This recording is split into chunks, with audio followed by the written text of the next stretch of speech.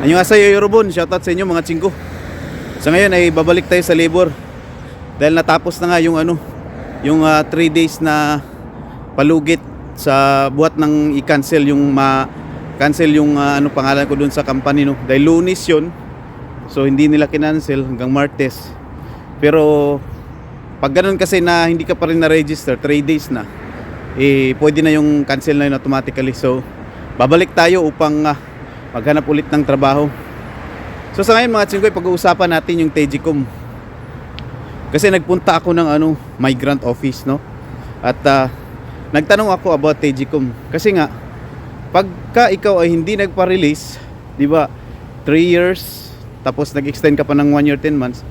Pagka ikaw hindi nagpa-release, lahat ng Tegicom mo ay makukuha mo yan sa airport, lahat ng benefits pag uwi mo. Kaso pag naman nagpa-release ka, nagtataka ako, hindi ako binigyan. Dapat kasi pag nagpa-release ka, may ibibigay na Tegicom ang company, which is hindi siya yung kabuuan. Bali may porsyento kang makukuha sa Tegicom mo, iba pa yung sa airport na makukuha. So ngayon ang nangyari, pumunta ako sa migrant at nagtanong. Sinasabi nung sa migrant na kailangan i-produce mo yung tatlong huling sahod na payslip. Kasi kwentahin nila kung magkano ang dapat ibigay sa akin at magkano yung dapat sa airport na makukuha. So dahil hindi maganda yung pag-alis ko dun sa company namin, hindi maganda yung aming naging relasyon ng amo ko, no, dahil sa yun nga yung pinaalis ako. Tapos basta ayoko nang mahirap lang sabihin lahat kasi sobrang taas ng istorya, no. Kasi ito na lang yung example na ibibigay ko sa inyo mga lods. Mahirap pagkakuha ng payslip doon dahil sa sobrang gulang nila, no. Kasi pag kukuha ka ng payslip doon, alam nila na magrereklamo ka. So hindi ka nila bibigyan. Kaya hindi na ako bumalik upang kumuha ng payslip. Malabo akong bigyan nun, yung mga yun, dahil napakagulang nga ng mga yun. Alam mo kung bakit ko nasabing magulang sila mga lods? Dahil yung panjang namin na 10 years na nagtatrabaho sa kanila, no. Unang 5 years yung panjang na nagtatrabaho sa kanila ay nakakuha siya ng Tegicom na worth 16 million yata ang binigay. And then nag-extend ulit siya ng panibagong 5 years. Kaso nung nagpaalam siya, hindi siya pinayagan. So umalis na siya. Ngayon ang nangyari, hinold nila ang sahod, huling sahod, pati ang Tegicom. So may masasahod pa sana siya ng November. Hindi na nila sinahod, pati yung Tegicom ay hinold nila. Ngayon nung magbigay na sila ng Tegicom, ang sabi ng ng amo namin na bibigyan siya ng Tegicom na worth 7 million. So sa 5 years 7 million lang. Tapos hinold pa yung sahod niya. So ginulangan pa siya, no. Ang sinabi sa kanya, bibigyan kita ng isang sahod na dagdag para sa 7 million muna Tegicom. So magiging siya 9 million. So ang mangyayari, maging 9 million kasama pa yung sahod niya. Ngayon, hindi pumayag yung yung panjang, no. Nagpunta siya ng attorney, no. At saka nagpa-attorney siya. Nagbayad siya doon para makakuha ng mga legal na action, no. So ang nangyari, 14 million pala sa computation ang dapat na makukuha niya. So ngayon dahil nagpunta siya ng abogado, nakapagbayad ng 14 million yung company namin, at saka bukod pa sa sahod niya na huling sahod, so nasa mga 17 million na nakuha niya. So mayroon namang porsyento yung abogado dahil nga doon siya na humingi ng tulong. So ganoon na yung nangyari. Kaya ako naisip na magreklamo mga lods, no. Hindi naman talaga ako magrereklamo kung hindi ganun ang nangyari sa panjang namin. So sabi ng panjang namin, pag umalis kayo dyan, gagawin din nila yung ginawa nila sa akin. Gagawin din sa inyo yan. Dahil ako nga 10 years nagtrabaho, ginawa sa akin. How much more kayo, bago lang. So kaya ako nagtaka sa Tegicom kasi almost lahat ng mga nakakilala ko, nakasama kong release, lahat sila nabigyan ng Tegicom na around mga siguro 1.5 sa 2 years nila sa company. 1.5, may 1.3. Bukod pa sa makukuha nilang Tegicom doon sa airport sa pag-uwi na nila. So nung nakausap ko nga doon yung migrant, yun din ang sinabi. dapat may makukuha ka bukod pa doon sa airport na ibibigay nila. So sa ngayon hindi ko na sila kukulitin doon dahil hindi rin naman sila magbibigay ng facelift sa akin, at saka ayoko nang lumaki pa yung gulo. So yun, pasasalamat ko na lang sa kanila na sila yung kumuha sa akin para makarating dito sa Korea. Hindi ko na sila kukulitin sa sa Tejicom na yun. Bahala na sila kung yayaman sila doon. Kasi para sa akin yun pinagtrabahuan ko, pero hindi nila ibibigay. Kasi yun daw kasing Tejicom na makakuha sa airport. Hindi siya 100% Tejicom na yung lahat siya ba, lahat. Kasi nga nagpa-release ako, dapat daw may makukuha akong konti. Ang yun kasing 100% na Tejicom na makukuha mo, yung hindi ka nagpa-release, yung doon ka talaga nagtrabaho hanggang sa ikaw ay umuwi ng Pinas. Pero pag release pala, meron ka palang makukuha.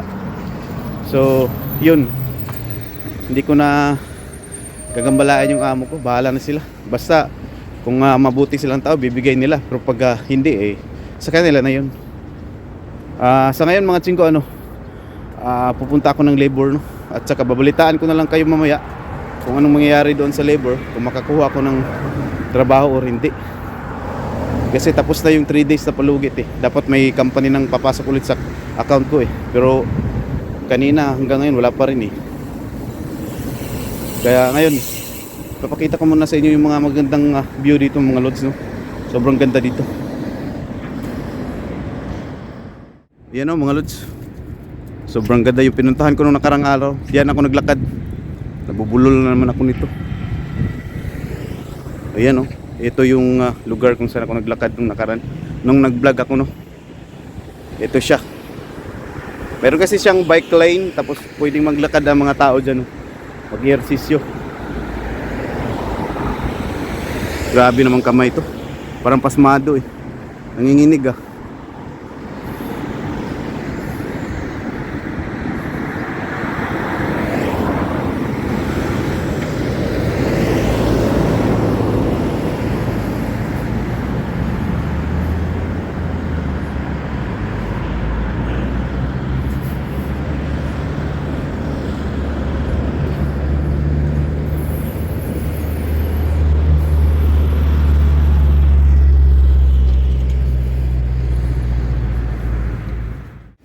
Shoutout sa inyo mga lods.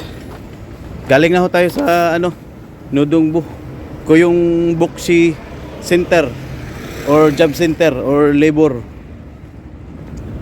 Isa akong malungkot na balita. Masaya na sana ako kanina mga lods dahil binigyan ako ng company. Ngayon, ang binigay sa akin, pinagpipilian ko sikpom, metal at saka aluminum. Ngayon, gusto ko sana yung aluminum. Kaso sabi nung nasa labor na babae,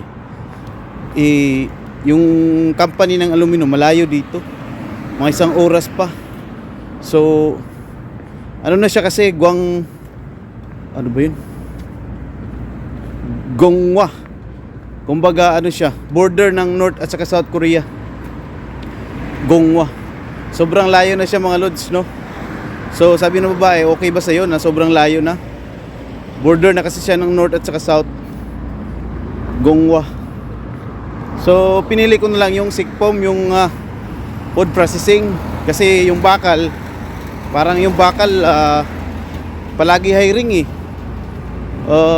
nung nakaraan pa yung bakal walang kumukuha. Kaya nakakatakot yung bakal na factory na ibibigay sa'yo. Kasi napansin ko nung nakarang pa yun karang linggo pa, nung lunis pala ay hindi pa rin kinukuha yung bakal. Iniiwasan yata ng mga Uygugin or mga foreign workers. Kaya pinili ko na lang ay yung food processing. So ngayon masaya na sana kasi pinili ko yung food processing. Tinawagan ko na. Nung tinawagan ko mga lods, ang unang bungad ng sadyang name, kung may bahay ba ako. Chief Isoyo, sabi niya. Sabi ko, Chief Isoyo, wala akong bahay kasi yun nga, nakitira lang tayo dito sa shelter. Tapos yung bahay na tiniran ko dun sa dating company ko sa Digo, libre naman yun, kisuksan ng company. So wala talaga akong experience na mag-rent ng apartment, no? So kaya naisipan ko mga lods na i-cancel na lang kasi hindi pwedeng wala tayong bahay, wala tayong kakilala dito sa Incheon. Dayo nga lang ako dito dahil galing akong Daegu. So naisipan ko, kinancel ko na lang. Sabi ko, wag na lang po sir, hindi ko na lang kukunin dahil walang bahay. Dahil kung may bahay man yun, kukunin ko talaga kahit na konti lang yung sahod, kahit wala masyadong OT, para makapasok lang sa trabaho ba. Kasi mag-winter na, sobrang lamig na. So ngayon, bumalik ako dun sa labor. Sabi ko, kinancel ko na po kasi walang bahay, walang pabahay, walang libre.